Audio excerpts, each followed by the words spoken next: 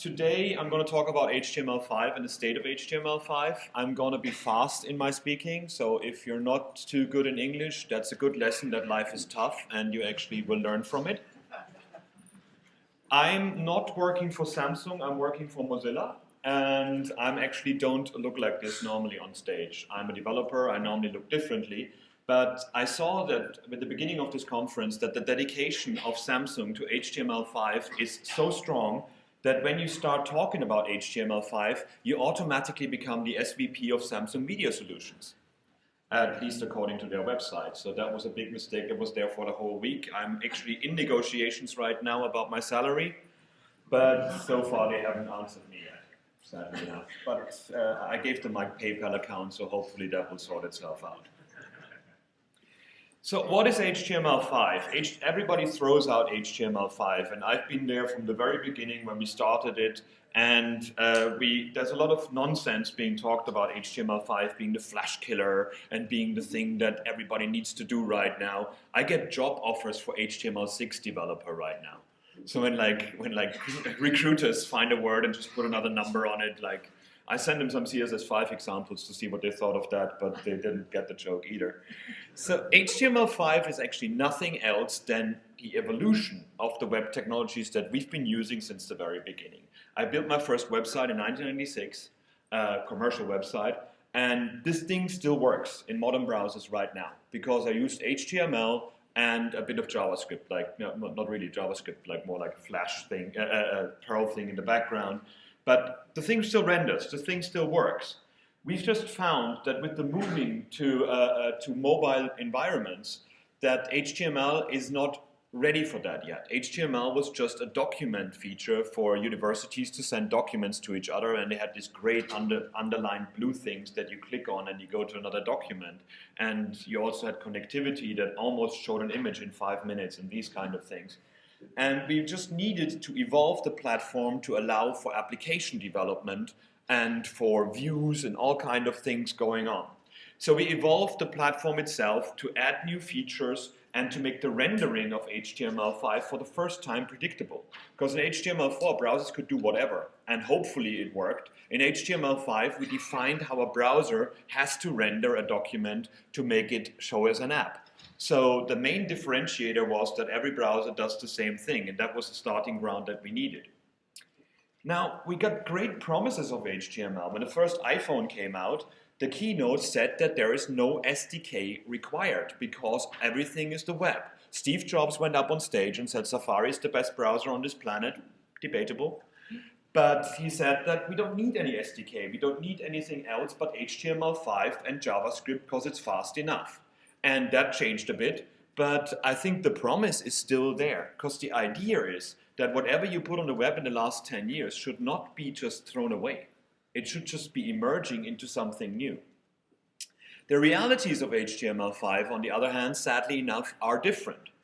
This is caniuse.com, which is a great website that actually shows you what browsers support, what part of HTML browsers support.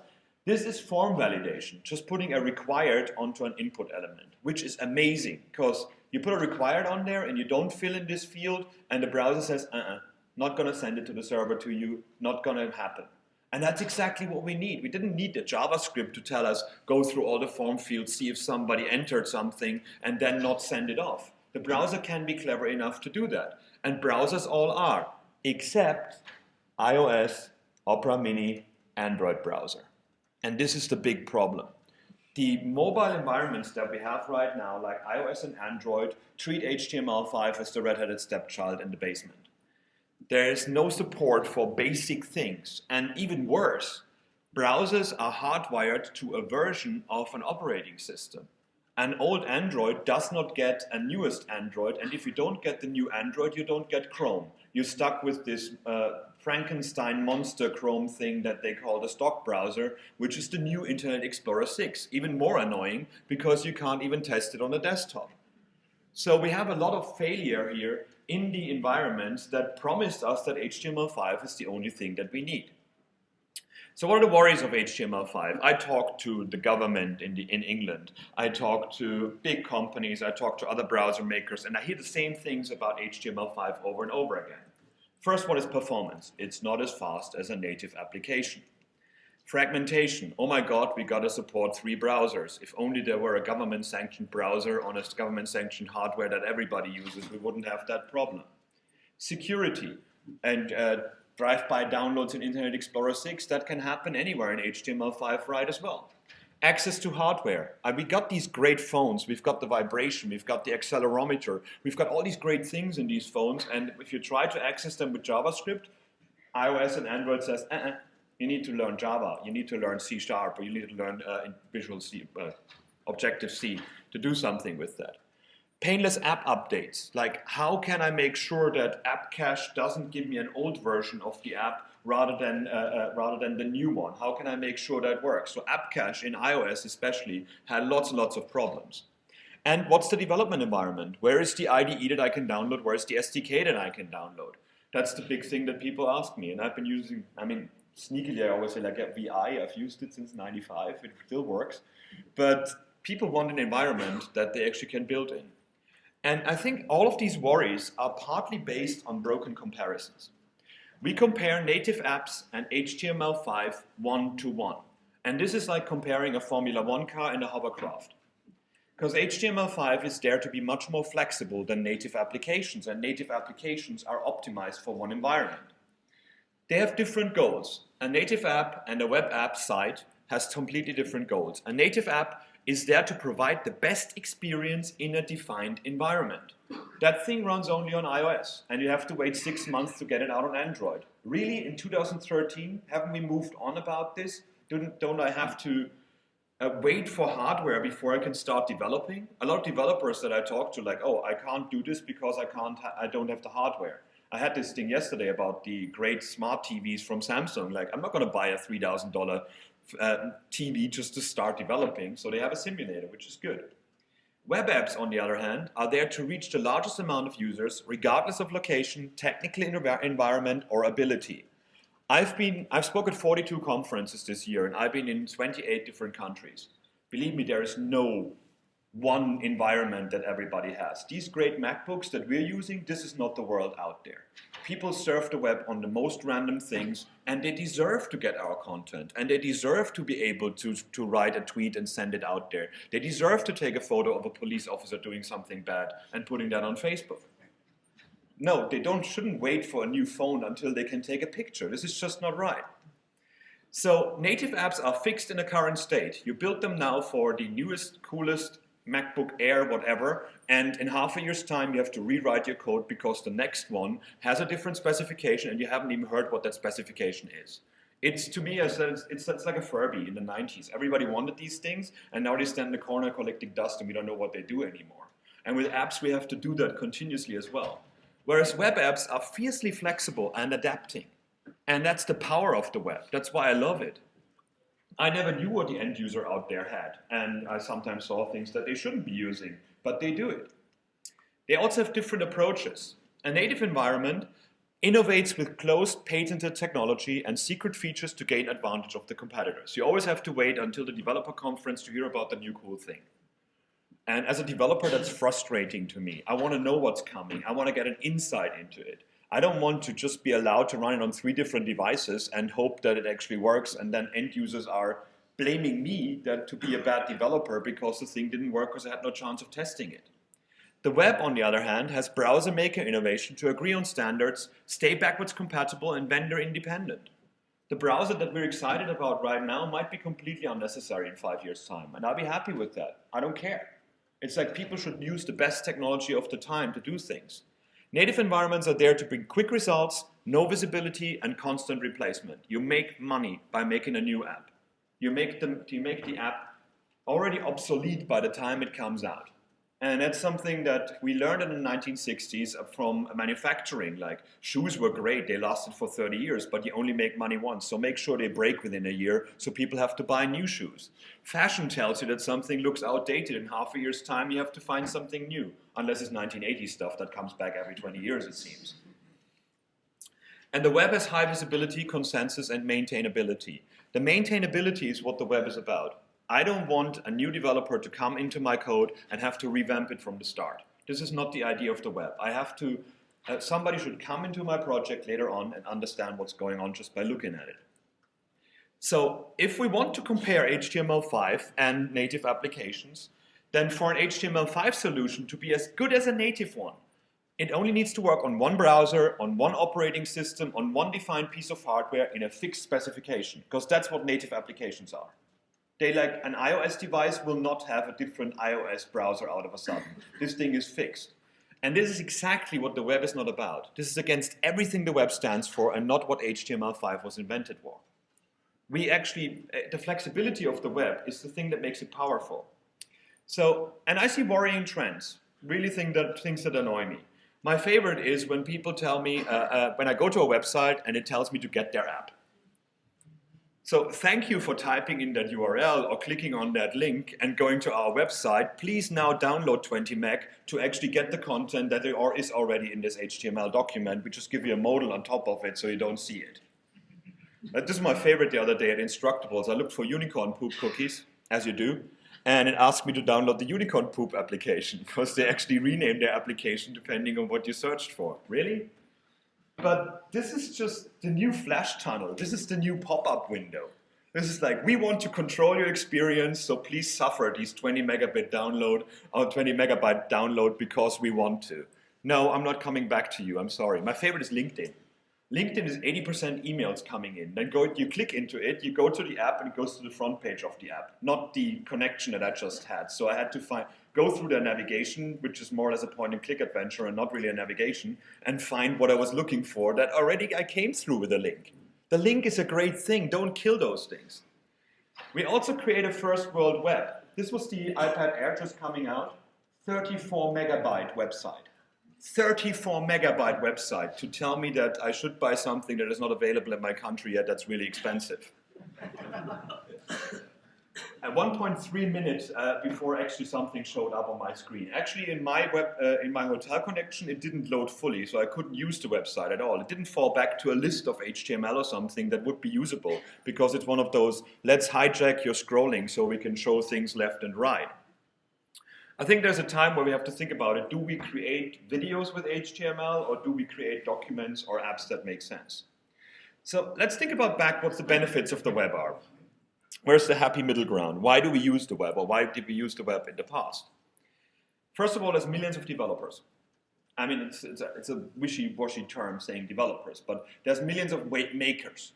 Like, GeoCities looked awful, but it enabled that mom-and-pop shop to actually sell some flowers over the internet without having a computer science degree or something like that. It made total sense that anybody can take part of it.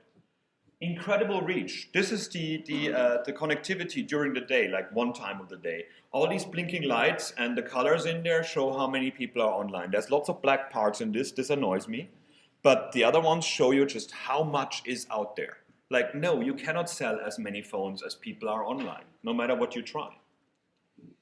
Customizable experiences. There's this great website in Russia that does great things about CSS3. I have no idea what they're talking about, but if I use, for example, Chrome, I can translate that from Russian into English and hope that the right thing comes out. Don't repeat that ever on Messenger or something like that, because you might insult people's mothers without knowing to.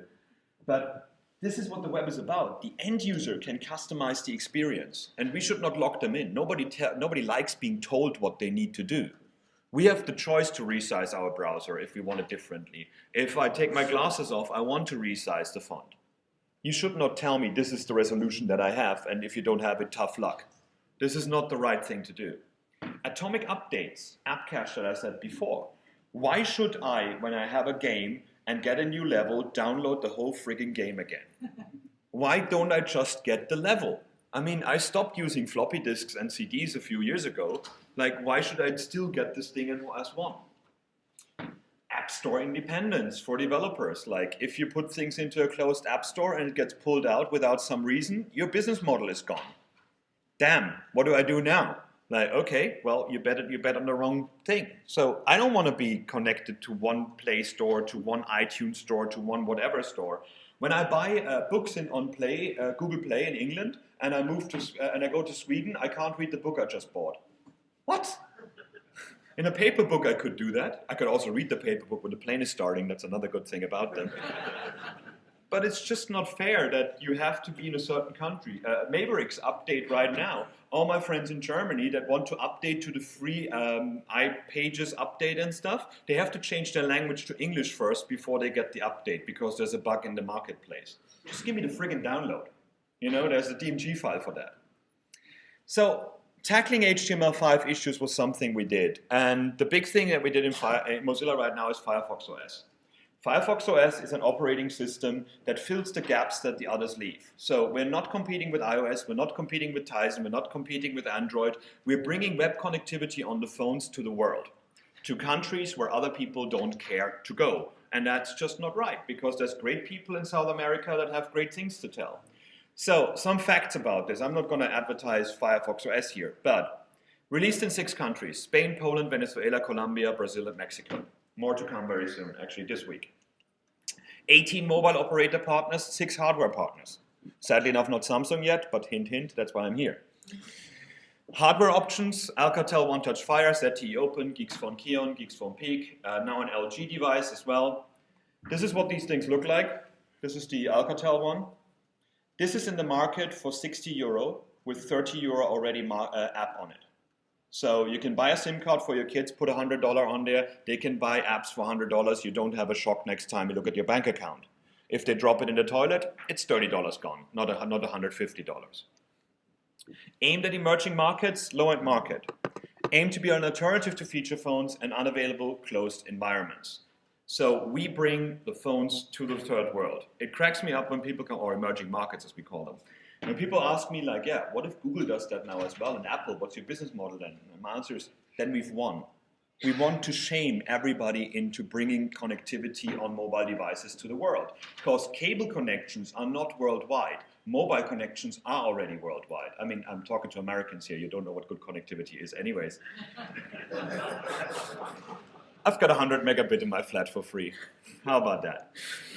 But I don't get Hulu or anything that I actually watch things on, but fair enough. Security was a big issue, of course. So instead of just allowing a website to access the whole hardware, you have to write a manifest file and make it a packaged application that way. The manifest file tells us what the name of the thing is, where the icons are, what it does. There's 4 different ways. A web content is regular web content. It has access to a few things and all the HTML5 things you expect. Installed web applications have more access to it. Privileged web applications have to be packaged and get a checksum, so you cannot change them after they've been installed because they get access to the address book, to camera, to these kind of things. And certified web applications are device-critical applications, which are the ones that Mozilla and partners are building. Everything in FireFOX OS is open source. You go to GitHub, Mozilla/B2G, download it, build it, put it on any hardware you want. That's totally fine by us. From the very get-go, it was open source. Permissions are defined in the manifest file to say, for example, I want to access the contacts, and I want to access the alarms. So when users install the app, they get asked if that's okay. These are dynamic. So if the app is installed and runs for a few months, and out of a sudden your app needs to access a camera, you can ask the user to do that. They don't have to reinstall the application. They don't have to re-download the whole application. They can also say halfway through, no, you don't get access to my contacts anymore. And this is much better than the model that asks for everything. When you install it first, you just want to play that game with the funny animal. So yeah, of course, access my camera and get my firstborn and whatever. So we have full transparency of what the applications do. Hardware access was a big thing. How do I access the vibrator, the vibration? How do I access the accelerometer? How do I access the camera? These are all the APIs that we've defined. Not all of them are available for just web content. A lot of them are in the different levels that I showed you. But everything here is a JavaScript API and a proposal to the W3C. A lot of them are actually used in other browsers already as well. And this is how easy to use them. Battery status, for example. Navigate a battery. You see no prefix. This is already in the W3C. They're already happy with that. So battery level, you can get the battery level and show it as a percentage. You've got event listeners on level change, charging time change, discharging time change. And this is how all of them work. If you know how to write an event handler in jQuery, even if you don't know JavaScript, you can write this thing. You can access the camera. You can access the hardware. And these are open for anybody. So I wish that Samsung is going to use them for their SDK. We're working with PhoneGap to use them. We're working with Chrome to use them. We're happy for other people to do that because we want developers not to have to write for different environments the whole time. Web activities are an alternative. If you don't want your app to be installed and the user having to give it permission to get the camera, but you just want to have a photo, you can use a web activity. A web activity is like an intent in Android, except for more webby. So for example, if I want to have a photo, I don't care where the photo comes from. I don't want to access your camera, I just want to have a photo. So I just ask a new activity with pic and give it the image MIME type, and then I have an onSuccess handler that gets me the image as a file blob, and I can use that. Same with a call. I can initiate a call. My application goes to the caller app. This one does the call, and I get back an object saying which number was called and how long it took. I don't know which app you use for taking photos. I don't care what app you use for making calls. My application just wants to know if the call had happened or if the photo has been taken. So you can make a little ecosystem of applications in your own device with that. This one works on FireFox, so it works on Android and on FireFOX OS. So if you have an old Android, please put FireFox on it because it makes it better than the stock browser. This thing has to die in a fire, and I'm happily jumping up and down on it. This is what it looks like. Okay, give me wallpaper, give me gallery, or give me a camera. How do you distribute apps? That's a big thing as well. Like how to get in a marketplace, how do people get your applications? We have a marketplace, everybody wants a marketplace. There is where you get your reviews, there is where you do your monetization, and there is where basically people find applications when they install the app for the first time. We also got a dynamic app search where people can, for example, enter the name of a band and find a music application, or enter the name of a movie and find a film application, enter chicken and find a restaurant application. So we don't need to know the name of the application to find it because the applications are HTML5. We can index them like websites. The other thing you can do is redistribute that all over the platforms. So the packaging format that we defined, and other people are looking at already, now works on FireFox OS, on Android, on Windows, on OS X and Linux. So you can, when you have Firefox in those devices, you can install everything as a full screen application, looks like any other app, but is HTML5. We would love to be independent of Gecko with that. If others support the same packaging format, that'd be really good. But there's no operating system that Firefox not available, except for iOS, of course, but please help us. That's not going to happen, sadly enough. You can install the applications from the web as well. If you have already a successful website and you want to make an app, why should all the SEO consultancy money that you spent the last 10 years be for nothing? You put this JavaScript on a button on your page and people can install the application from your website. You don't need to go through the marketplace, you don't need to list it in the marketplace, even you can make it installable on a Firefox OS device or on a desktop running Firefox that way. Now tooling is a big problem. People are always like, oh, what's the SDK, what's going on? Now, we have browsers. We use these things to surf the web. Why is that not our development environment? Why do we need another SDK or IDE that has a browser embedded? This is Firefox OS debugging. I have a Firefox OS phone, I've got my browser. In the browser, I got an app manager. I connect my phone with USB. The phone shows up in my browser as a device. I connect to the device. I say, yes, it's allowed to access it. I can take an app that I have on my hard drive, which is just an HTML page with a manifest file, and boom, it's installed on the device. I can also go to the web, as these things are HTML5 applications, and install the app from the web, and boom, put it on the device and test it out. I can also debug it. So I run the application, and it opens the developer tools that are already in the browser. They're in Chrome, they're in Internet Explorer, they're in Firefox. As their HTML5, this is a packaged application. Remember this. This is not just a web page somewhere on a server. So I can edit inside a packaged application without having to recompile it, without having to rebuild it to test it out. So I can try just HTML rewriting here. I can try JavaScript to do an alert with 42, which is totally useless. Or I can actually use the simulator. If I don't have a device, which are available on eBay, but the simulator does the same thing. So the simulator simulates a device on your hard drive. So you can actually try out FIREFOX OS that way. This is a settings application. This is a packaged application of the operating system itself. But as the whole operating system itself is again HTML5, you can debug it. So I can go into the settings application, I can go to the CSS styling, and I can start messing around with it. So if I don't want the gray lines in between, I can change the color to red, for example, and it changes it to red. And I can make larger ones, so I make them to 0.5. All the changes are animated, so you see what you're doing while you're doing it.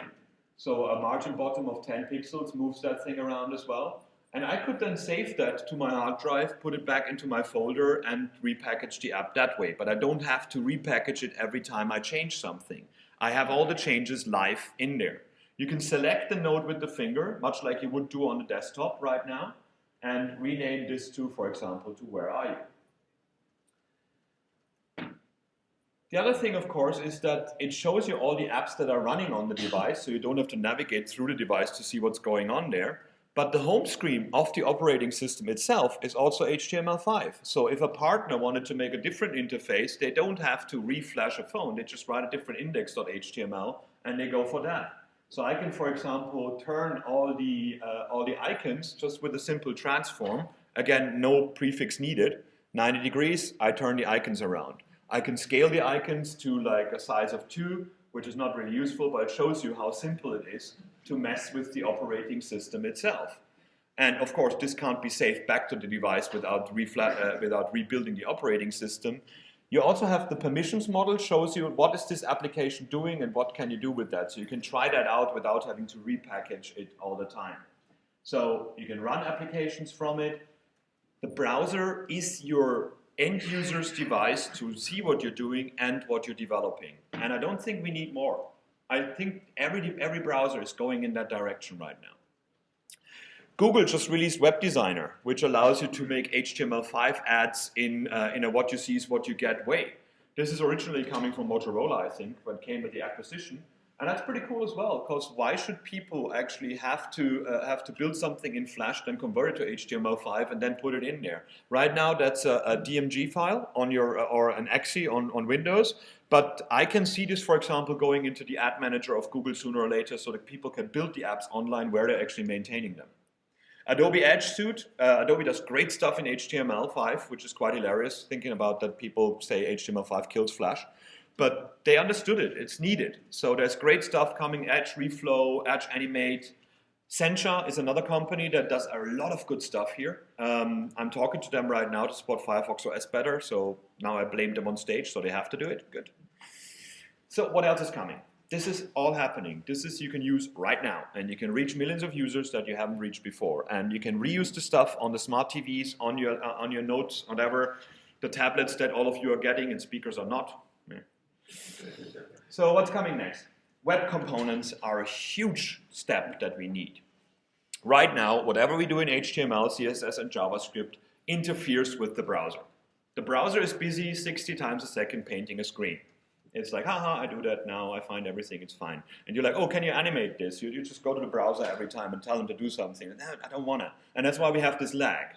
With web components, you write HTML, CSS, and JavaScript, and it becomes part of the rendering flow instead of after the case. So the browser, while it's building up the screen, it's already rendering your widgets. So we have a full widget library in the browser now, which is independent, which doesn't get the CSS from the rest of the page. That was a big problem in the past as well, and performs much, much better. So there's a CUSTOMElements.io where you can see all these things that you can use across browsers already. Google has the Polymer framework, which is part of the Angular work as well, which allows you to do that. And Mozilla has Mozilla Brick. And with Mozilla Brick, you can, so for example, say X flipbox, and it says I'm the front face and I'm the back face, and that would flip the thing in an animation. And you don't even have to know what the CSS and the JavaScript behind it is. And it performs wonderfully well because it's part of the rendering flow of the browser rather than working against it. We need web components. Google are on it, Adobe are on it, Opera, of course, is on it, Mozilla is on it. Microsoft is very interested in what we're doing, but we'll see what's going on there. WebRTC is the other big thing. WebRTC is peer-to-peer connectivity on the web. That's basically what it boils down to. Data connectivity, data streams from one browser to another. Like Google Hangouts uses WebRTC, or we have to release something called together.js.com. That's a JavaScript that you can pop into any page, and you can have people chatting, audio chat, and help on your page with each other. You have like several cursors where you can see people working with each other with their name next to it. So you can turn any website into a collaborative experience by using together.js, just pop it in there and it works.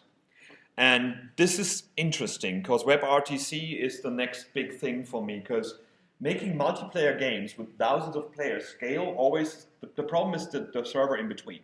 And with WebRTC, you don't need the server because it's peer-to-peer connections. You don't even know that people are talking with each other, and that's great. That's exactly what we need. So watch out, Skype, WebRTC is coming. All in all, we need to be performant on the web. We need to be fast. We need to do things 60 frames per second. Google is all over that. And this is, for example, what we need to reach. This is, where's my water? I just downloaded that and played with it. And this is an immensely cool game by Disney. And it's high in terms of physics. So it got all this water flowing and stuff like that. So this is the performance that we need in HTML5 as well for people to be happy. Of course, we cannot do this on these devices that cost like $30. But on these devices that we need to go, like a Nexus 4, it would be fun if we can do that in HTML. Except that this demo is HTML5. This is not a native application. This is HTML5 on a rooted Nexus 4 running only Firefox. This is not even FireFOX OS. This is in the browser in Android running. And we've done that with something called ASM.JS and EMSCRIPTEN. What EMSCRIPTEN allows you to do is take bytecode, LLVM bytecode that came from Java or C++, and convert it to HTML5 and JavaScript. You maintain your C++, you maintain your Java, I don't care what you do. You convert it to HTML5 and JavaScript, and it runs in this kind of performance. We converted the Unreal 3D engine. So any Unreal 3D engine game runs in the browser now, still 70, 60 frames per second. And the main important thing here is that you don't need to learn JavaScript. You cannot go to a games company that built for 10 years C++ games and tell them like, well, now you got to learn JavaScript. They're going to throw things at you, and that's basically all they do. But converting it with ASM.JS and EMSCRIPTEN is a wonderful way of getting that out there. GDC is coming here in San Francisco. There's more things to be released. Google is very interested in ASM.JS. Microsoft is also looking at it, so it's incredible what we can do with that. Now, to wrap up, what if you want to use HTML5 now? The first thing is stay up to date. Look at what's out there. Look at where the browser makers are explaining you what's going on out there. Look at debugging things. Look at like bug reports if you are a developer. Look at the official blogs of browser makers. Stop reading TechCrunch for HTML5 information. If anybody from TechCrunch is here, I'm happy to discuss this. Mobile and offline first. Think about mobile first. Stop making these 23 meg animated HTML websites and say it's better than Flash, because it's not. It's actually worse than Flash in a lot of cases because it doesn't load in a streaming manner. Offline is super, super important. I'm in hotel rooms, I'm in airports, I'm on planes the whole time. An HTML5 application that needs to have connectivity is not what we need to do. We're bringing this to markets where people have to pay per megabyte. So make your application work offline very, very well, and then you've won. I mean, I have a Chromebook at home, and one of the first generation. That computer doesn't do anything offline. It's like a doorstop. This is not the idea of computing in 2013. I would not need a connectivity to use a computer. Flexibility is the superpower. This is what you have to support. Not in the same way, all of them. They don't have to look the same. If you put something on the web that looks the same on every single device, you've made a mistake. You released a JPEG, and even that doesn't look the same on every device. These things should be flexible enough to give you the right experience or an okay experience on devices that you can't even test on. Reuse with PHONEGAP. PHONEGAP is awesome to allow you to write HTML5 and make iOS applications, make Android applications out of it, make Samsung applications out of it. HTML5 is the only technology that allows you to support all of them.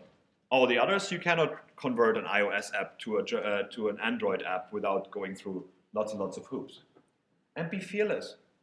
Don't worry about it. This thing will work. Use the new technology. Use the new cool stuff. If your end users are complaining that they want to use support IE8, say you support it. Support it with HTML and CSS. Don't support it with JavaScript. Don't pester these old browsers with new technology.